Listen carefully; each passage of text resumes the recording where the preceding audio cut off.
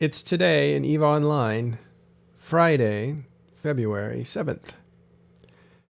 This is Matterall, and I'm here with Killabee, and we're going to preview something that's about to happen in just a few minutes. How you doing, Killabee?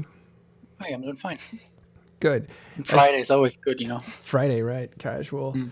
So, as you know, we've been talking about the North a lot because there's a lot of activity up there between, we'll call it PandaFam, or they've been calling it Northern Pandemic Coalition.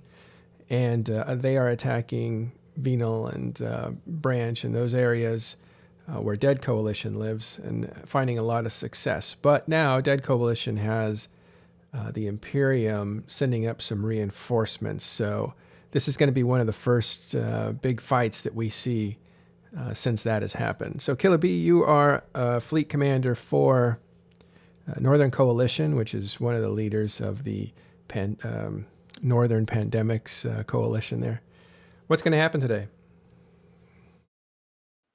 So we've got a wait. Are you asking about right now? Sorry, I still Yeah, have Mumble unmuted as well. So sometimes that's fine. I know you're setting up for this. People are gathering right Yep. now, but tell us, preview this next fight that's going to happen in just a few minutes. Okay, so in 18 minutes, there's going to be a fort exiting reinforce, which belongs to Siberian Squad, which are one sec. So the fort is exiting reinforce. It's low power, so it's a final timer, and everybody showed up really big to defend it. There's a lot of goons there, a lot of Dead Coalition themselves, of course. So Siberian Squad. This isn't their time zone, is it? They're from Siberia. it is. Yeah, it should be that time zone. Still close enough to that time zone, anyways. Right. They're probably just staying up a little late because they're Russian, I assume. This is what we've heard is this is a defense. Dead Coalition, again, is defending a structure. It's a low-powered Fortizar. Is that right? Yeah, it was low powered, so it went straight to final. Lucky break for you guys. Did you say what the numbers were in system? Again, he is right now. Killabee is the fleet commander, so he is setting up his fleet. Yeah. We're starting to move our super caps right now, so I just had to tell them where to go. But yeah, we're gonna see how it's gonna go. This is probably the biggest form up. Weirdly enough, this is the biggest form up I've seen from Dead Coalition and Goons in a while, and that's including the Teenal Keepsa that we killed last Wednesday. They're forming bigger for this Fortizar than they did for the Keepstar. I'm pretty sure that it is because obviously the Keepstar of RR was in a direct range of our staging system, so it was very comfortable for us to get there and get reinforcements there as well. Mm-hmm. Whereas this Venal fort is kind of a pain in the ass for us to reach. So it is a lot more convenient for them to take a fight there than it is for us. So I understand their decision to fight us in PF-TAC and Venal rather than fighting us in ZH3. But yeah, I'm definitely looking forward to the time. I'm really hoping that we're going to get a nice brawl. Looks like goons are. So there's SEG, which is deployed. This is also, I want to mention this. This Fortizar is in the system that the Goon Expeditionary Force, or whatever they're called, is deployed to, right? So this is also right in Goon's deployment staging, you could say, and their SEG staging. So this is very convenient for them to defend this Fortizar. And there's a lot of people in local already. We are at 1,000 roughly in PF-TAC right now. And that is basically only defenders. A couple of blues in there, I guess a bunch of bombers, a bunch of neutrals, but mostly goons in Dead Coalition right now. So a very, very strong form up from goons, Dead Coalition, and their allies. Wow. So we'll see how. I actually don't know how many people we have formed.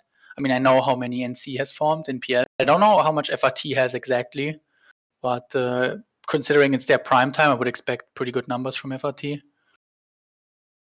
Yeah. We'll have to see how that's gonna go. This Fortizar, is it anything important, or is it just it's just convenient for them to fight this fight? It's on their, in other words, on their terms, or is this a strategic Fortizar? Somewhat. I don't know if it's that strategic. It's a Fortizar that Siberian Squad owns in PF-TAC, but technically,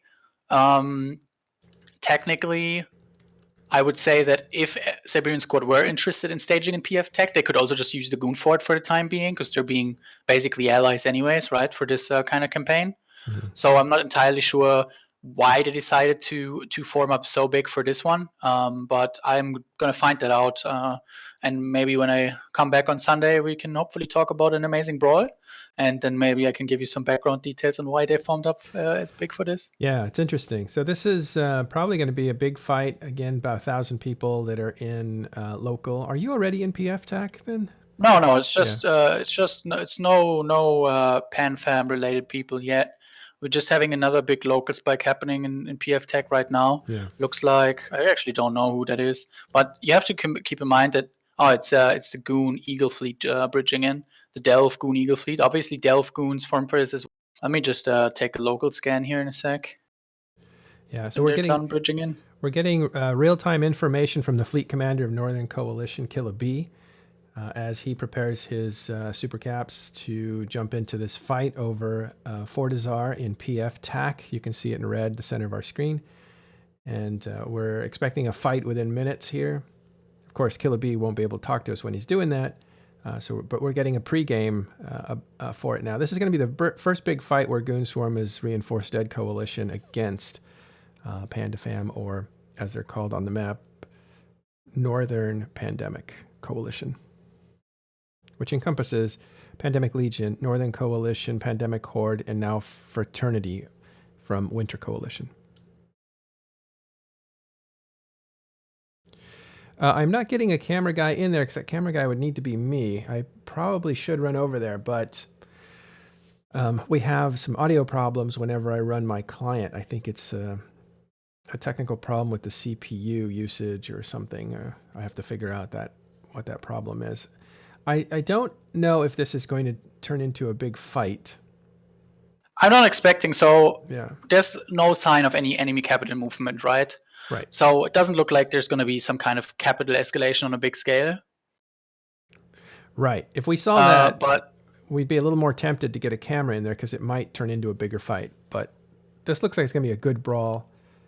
Well, we'll see. Like, at the end of the day, if whatever we have between us and our allies isn't enough to combat the enemy subcaps, then we'll likely have to drop our supers and titans in to secure the objective, and that could likely kill the fight as well. So this is one of those situations where there's a chance that if we see that we're not able to beat the enemy in subcaps because they just have way more than us, and we're going to be forced to drop our capital forces, then it's not very likely that the enemy is going to stay on the grid for all that long because they're going to lose their subcaps at a very fast rate.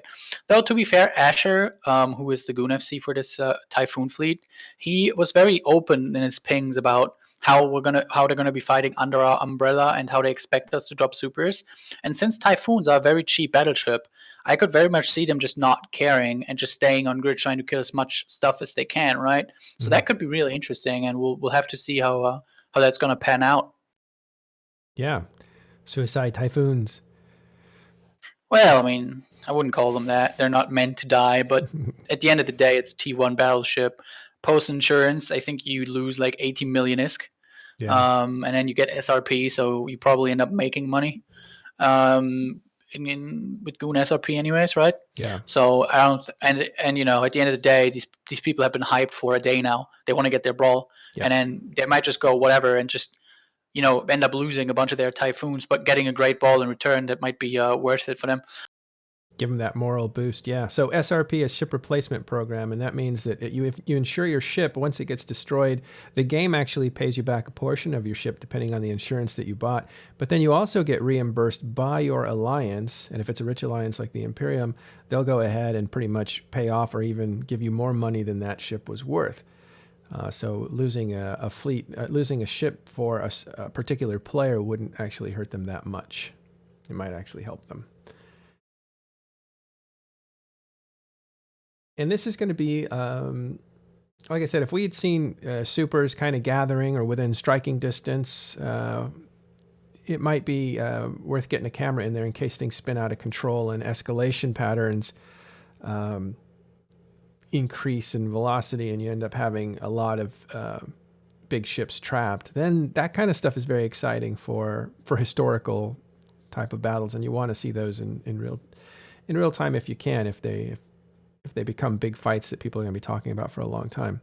But for now, we don't know what's going to happen here. There are some interesting aspects to it that Killer B is actually telling you about just a minute ago, about just the doctrines they're using and how there might be some what's the word? Some unexpected results because of the doctrines they're using. But we'll see. So Killer B is going to disappear back and forth until the fight gets going, and then he'll disappear for good because he is actually gathering his troops. I believe this is going to be over 1,000 players fighting it out over a not necessarily strategic Fortizar that is on low-powered mode and about to be destroyed by Pandemic Legion, Northern Coalition, and Horde. It may not be strategic, but because it sits in essentially the staging of the reinforcement troops that came up from the Imperium, it's a good fight for them to take. It's convenient. So it looks like they're going to take that fight, even though the stronger power looks like it's coming down from the north in the form of supercapital ships. So this fight, the timer comes out, we believe, in the next 10 minutes. And if Killer B ends up coming back, maybe he can tell us how close it is. Right now, he's moving troops into positions that are probably has to be hyper aware of the situation and pay attention. So it's amazing that he's even here telling us what we know so far. I know it would probably be good to have something on screen showing people jump in, but it might turn into like a bigger commitment than the show is ready to. Yeah, it's also already pretty bad. Like the lag. I told my campaign command, I was like, bro, I'm actually throwing a house party today. So I was like, I can be here for like 2 hours and then I have to leave, right? And he's like, yeah, that's fine. You know, Vince can just take over when you have to go. I'm just like, all right, cool. Because there's already 1,400 people in local into PF Tech right now, and that is only Dead Coalition Goons and I think FRT right now with their subs. So this is going to be like a 2K local. It's going to be pretty messy, I reckon. Yeah. When you get to 2,000 ships in local, you're going to see the game slow down because of time delays. So the game will. There's no Tode right now, but that's because nobody's actually fighting. Right. So and obviously, I'm hoping that the system was sufficiently reinforced by many CEOs. But this is probably still going to go into a lot of tie-dye once the fighting actually starts kicking off. Yeah, over a 2,000K brawl. Will this be the biggest one of the campaign so far? Could be, yeah. Number-wise, I think it is going to be, yeah. Yeah, awesome. So a question from the audience here. How likely would it be for a Typhoon fleet to take down one of those supers? Depends. Like, so this is actually a good question because they if they start just primarying supers with their Foons, they're going to end up killing them quite quickly, and it's going to force us to jump facts in, right? And when we have to jump facts in, they can just swap to those facts, and they're basically guaranteed to kill those facts. So it's actually a pretty good question, and it's probably what they're going to end up doing as well.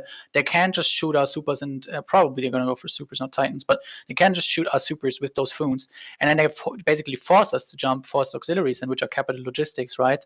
And then they can just go for those facts, and those are basically going to be guaranteed kills. So they're going to get some cap kills here for sure if they play it right.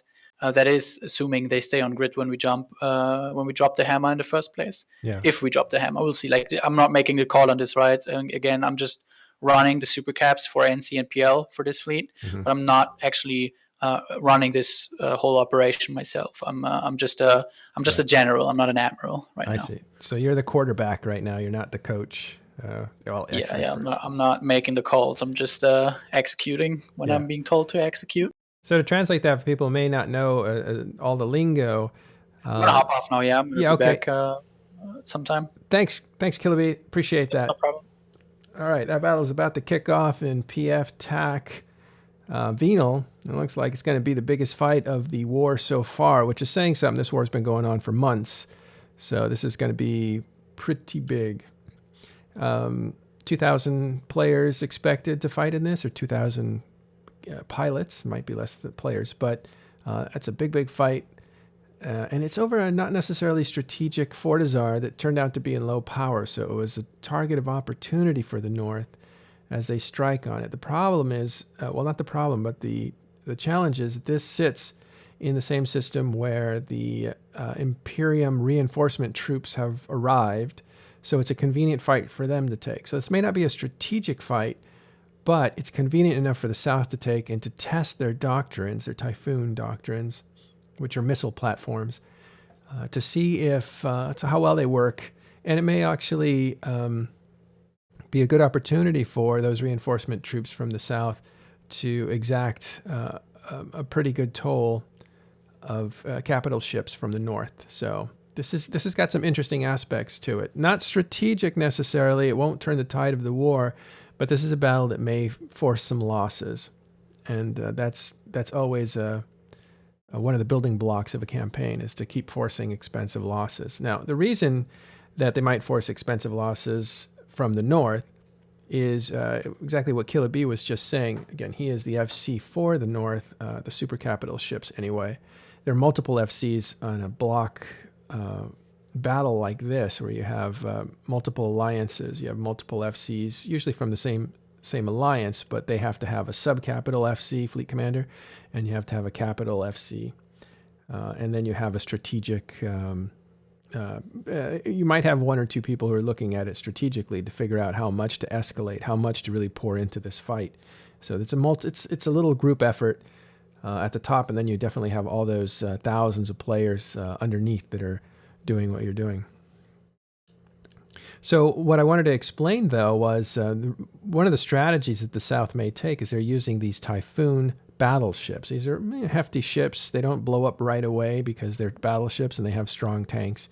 And these are missile platforms. We just had a missile buff in the game, so it's a good platform that the South is testing out to see if they can make it work.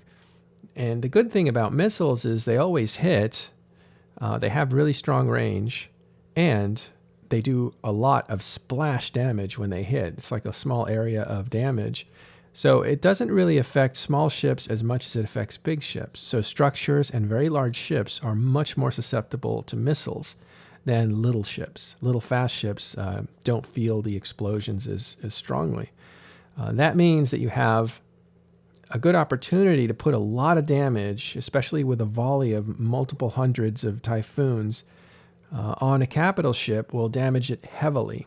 And what Killer B was saying is if they attack... If the North has capital ships in the system, and they will, those are going to take a ton of damage from those missiles coming from the Typhoon battleship fleet. And in order to save those ships from destruction, they have to bring in what are called faxes. And faxes are force auxiliary capital ships. They're basically repair ships.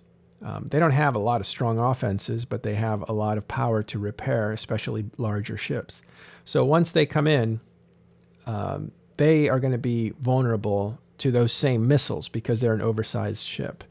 And so what Killer B is predicting is that they're going to lose a ton of force auxiliaries in this fight, which is going to add up. And those ships are worth over $1 billion each. So it starts to add up. And you may see at that point the ISK efficiency war favor the South because they're using a cheap T1 battleship platform, the Typhoons, which they can lose a lot of before it starts to add up. At the same time, those Typhoons can pick off and destroy a lot of force auxiliaries, which add up much more quickly. If you guys have any questions, I'm willing to entertain them in the chat. Again, we don't have live coverage for two reasons. One is this fight it's going to be a good fight, but I don't know how long it's going to take, and I have to wrap the show up probably before it ends. But secondly, I have some technical problems. If I use my Eve client, my audio might start crackling, and that's not very good. I'll try it anyway. If it works, it works, but I don't know if it will. But this is going to be the first fight, the first significant fight that the Imperium participates in defense of Dead Coalition, which is losing its territory. And this won't be something that determines the direction of the war necessarily, but it will be an interesting fight for other reasons. I do think momentum is on the side of the North, especially with their new dominance of the downtime time zone area, which is basically Australian time zone. That is a big advantage that we saw, and we saw that happen a few weeks ago when the iHub for Dead Coalition's staging was attacked. They didn't necessarily get the victory in that fight, but they showed just how much power they could bring to that late time zone. And that was a big signal to the rest of us that momentum was definitely going to swing in the way of the North. So in response to that, you have probably about a week and a half ago, you have the Imperium scrambling some fighters to come up and reinforce Dead Coalition. I don't think they were forming very strong for a while. It does take the Imperium time to get up and running. It's always been their tradition to be able to win a war, but not win the first few weeks or months of a war. They end up losing a lot in the beginning, but eventually they bring enough people and resources to bear on a situation and win the day. So what you were seeing is very typical for the Goon Swarm and the Imperium, not to be that effective initially. But we are hearing that there are some concerns about participation from Imperium. It could be that a lot of players are away from the game. They had these massive disconnect issues for a week and a half. That discourages people from playing. And yeah. All right. Well, listen, I'm seeing here from Stormrider Studios. I'd be happy for some crackly audio for Eyes on the Field. Let's do it. I'm going to actually fire it up. It's not the plan I had for today, but again, we never know. We'll try to get you some live coverage. I'll try to keep you company while I turn this on and get it running. So yeah, so just to review the... I did want to show something else. As I turn on the screen, I'm reminded. Let's see if I can get a Matterall. Let's do Apollo. Trying to find the right alt that I could fly up there and not get killed before the camera gets into position. But because all the, when you go into a fight like this, the gates are going to be camped at least by small tackling ships. So you really have to be able to pass these gate camps to get into the system initially, unless you jump right into the system. But then whatever Sino you use is going to get destroyed, and possibly whatever ship you jump in. So it's a risky proposition to try to get on the field, especially if you're a neutral party, because again, there's traffic on the way up, and there's a lot of police that are there watching you. So that's just a metaphor for trying to get to, like, a big live event. Let me grab that sound 1 second.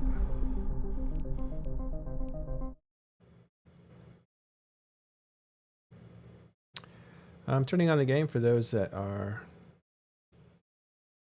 wondering, so we'll get that up and running. I wanted to show that CCP finally put something up on the launcher just to talk about the instability of the client, but also the instability of the chat experience. So it says here, some players may be experiencing issues accessing or staying connected to Eve. Please check the forums. And this was, and it gives you, I think that's Twitter, but they don't specifically say it. I think they need to change the language, but I think it's Eve status for updates. So that is a nice little touch. It's the first time I've seen it. Not a bad idea. All right, time has come. It's now in EVE Online 1624. I think the timer is probably coming out now. Let's see if I can get us there.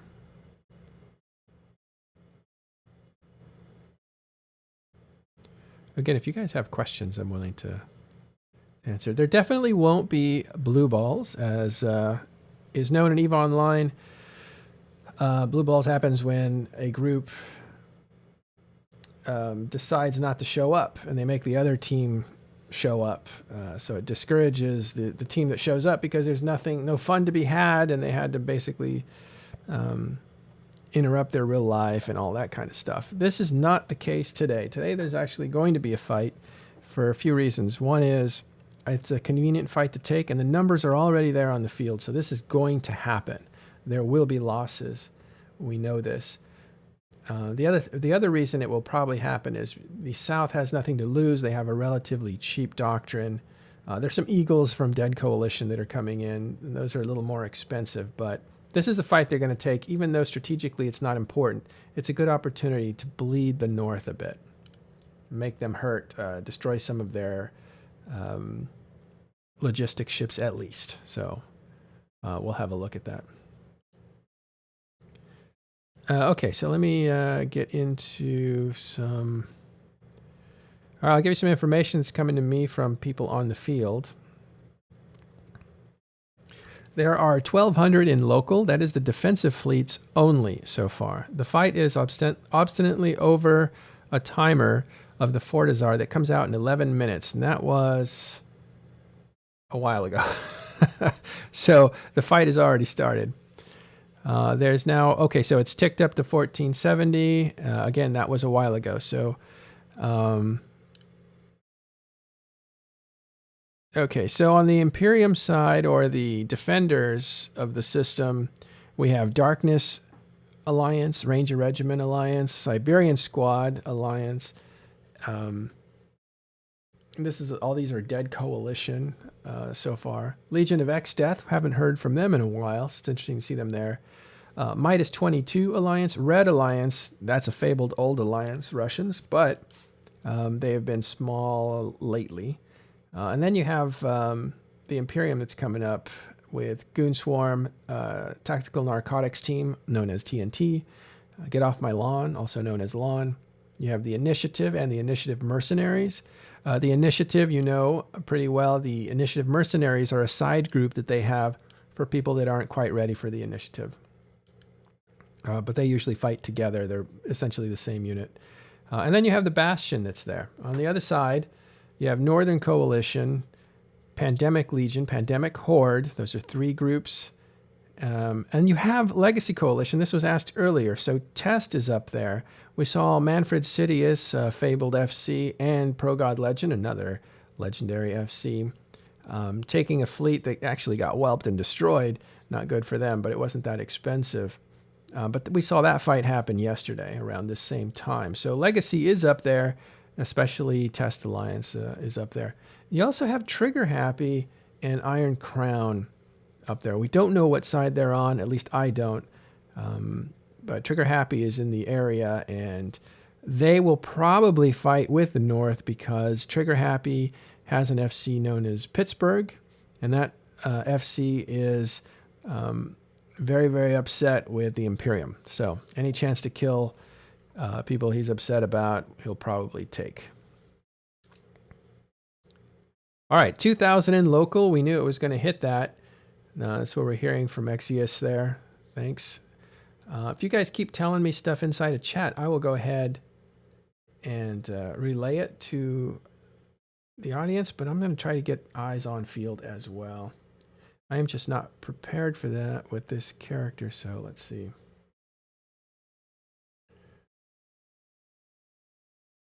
Oh, first I want to get... Wow, 2,200 in local, 2,300 in local. That means the North is actually jumping in at this time. So at this very moment, it is...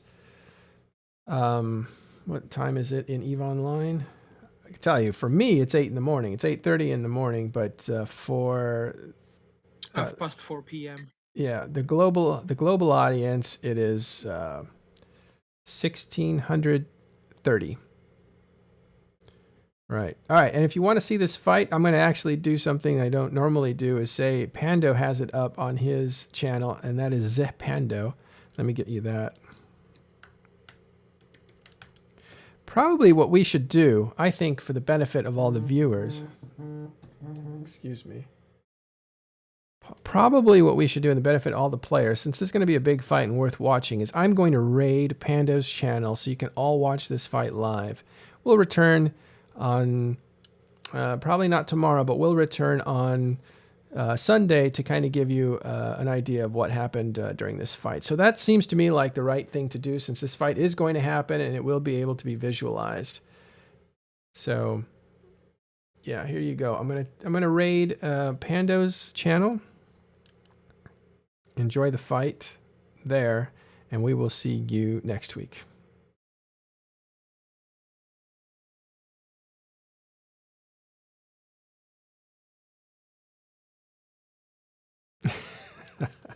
Some people are like, no. Thank you guys for watching. I'm just setting up the raid now. 2,500 in local. That is fantastic. I'll try to get something in. I'll try to run something up there, and if I can get into the channel, then I'll come back on. But otherwise, I want you to watch it. It's going to be an interesting fight. We'll come back and talk about it later on. All right, enjoy the fight, guys.